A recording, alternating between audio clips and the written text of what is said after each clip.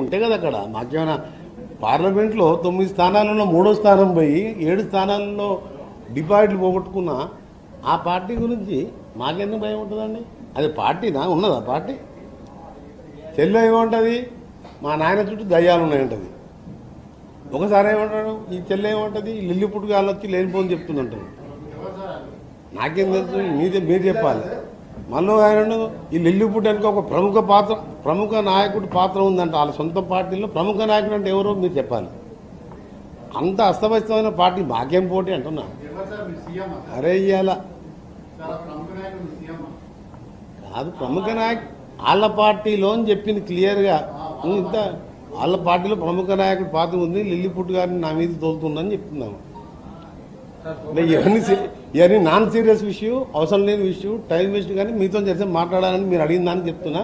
But my point is important. ఎందుకంటే మనిషి ప్రాణం చాలా గొప్పది. అప్పుడు America is great because American roads is good అని చెప్పి అప్పుడు అమెరికన్ ప్రెసిడెంట్ గారు అప్పుడు చెప్పిండు. ఇలా అభివృద్ధి సూచికలు ఏంటంటే రోడ్లు మంచుకున్న స్టేట్ తొందరగా డెవలప్ అవుతుంది, ఫాస్ట్ డెవలప్.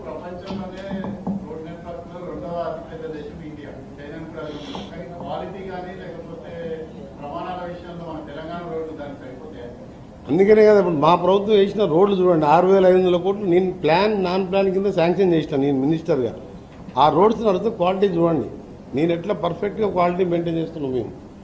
ఇప్పుడు వచ్చే హ్యామ్ రోడ్స్ కానీ నేషనల్ హైవేస్ కానీ ఎక్కడ కాంప్రమైజ్ కాకుండా నేషనల్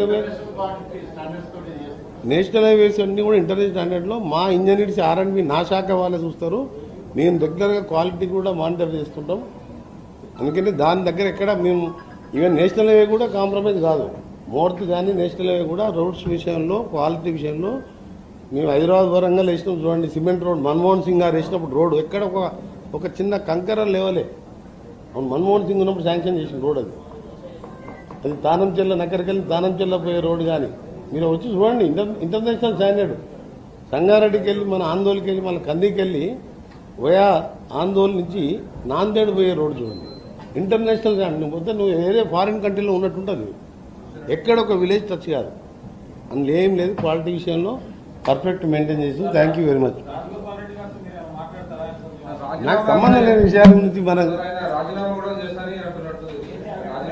ఇవన్నీ నాకు సంబంధించిన విషయాలన్నీ నేను చెప్పా. నాదేంటంటే అఫీషియల్ డ్యూటీ. ఈరోజు గడ్కరీ గారు నేను అడిగినా ఇవాళ క్లియర్గా ఎలివేటెడ్ కారిడార్ గురించి మాట ఇవ్వడం తప్పకుండా చేస్తానని చెప్పి ఆ నోటికి వెళ్ళిందంటే గడ్కరీ గారు తెలుసు. Highway man of India. పార్టీలకు అతీతంగా వారు ఏ పార్టీ అయినా సరే ఆయన పాజిటివ్గా స్పందిస్తూ నేను ఎంపీగా ఉన్నప్పుడు 4,000 కోట్ల రోడ్డు తెచ్చుకున్నా. 4,500 కోట్ల రోడ్డు 95% కంప్లీట్ అయినాయి. ఆపోజిషన్ ఎంపీగా నేను అసెంబ్లీ పార్లమెంట్లో మాట్లాడినా, ఇంటికి పోయి కలిసినా, ఆఫీస్కి కలిసినా అన్ని రోడ్డు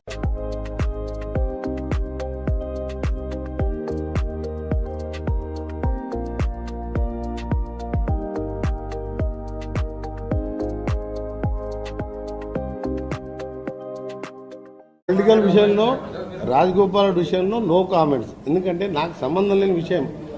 నాది హైకమాండ్ చెప్పే పరిస్థితి కానీ హైకమాండ్ దగ్గర పోయి మంత్రి పదవి అసలు నేనే ఢిల్లీకి రాలేదు, మంత్రి పదవి అడగలేదు. ఒకప్పుడు నాకు 3 సంవత్సరాల కాలం ఉన్నప్పుడు, నాకు 3 సంవత్సరాల సమయం ఉన్న తెలంగాణ ఆలస్యమై పిల్లలు ఆత్మహత్య చేసుకుంటే మంత్రి పదవి వదిలిపెట్టిన వాడిని మంత్రి పదవి గురించి పెద్ద నాకు అంతా దాని గురించి డిస్కషన్లో కూడా ఇంట్రెస్ట్ ఉండదు. అంటే నేను పాలిటిక్స్లో బ్రదరు ఇవి హైకమాండ్ వాట్ ఎవర్ హైకమాండ్ నిర్ణయాన్ని పాటించే వ్యక్తిగా హైకమాండ్ ఏది నిర్ణయం తీసుకున్నా దాన్ని మేము సమర్థిస్తాం. నేను ఒకటి చెప్తున్నా, నా విషయంలో మంత్రి పదవి ఒకటి ఎక్స్పాన్షన్ అప్పుడు అందరూ వచ్చింది, నేను వచ్చినా చెప్పండి. మీరు మంత్రి అయినా 4వ రోజు గడ్కరీ గారికి వచ్చినా వారికి సన్మానం చేసి సార్ మళ్ళీ నీ కన్సర్న్ మినిస్టర్ అయినా నాకు ఈ రోడ్లు కావాలంటే అప్పుడే జిఎంఆర్ని క్యాన్సిల్ చేసిండు, నేషనల్ హైవే DPR పిలిచిండు. ఇంత ఫాస్ట్గా హైదరాబాద్ రోడ్డు చేపిస్తున్నాడు. అంటే నాకు సీఎం రేసులు లేవు, మంత్రి పదవి రేసులు. వాళ్ళు ఈ మంత్రి పదవి ఇచ్చింది తీసుకున్నా. 2009లో కూడా జానారెడ్డి గారిని డ్రాప్ చేసి హోమ్ మినిస్టర్గా ఉన్న అతన్ని నా ఒక్కరికి అవకాశం ఇచ్చిన. అంత పెద్ద జిల్లాకి వెళ్ళి 7 గెలిస్తే హైకమాండ్ రాజశేఖర రెడ్డి గారు నా ఒక్కరికి అవకాశం ఇచ్చారు. అప్పుడు సంతోషపడలేదు.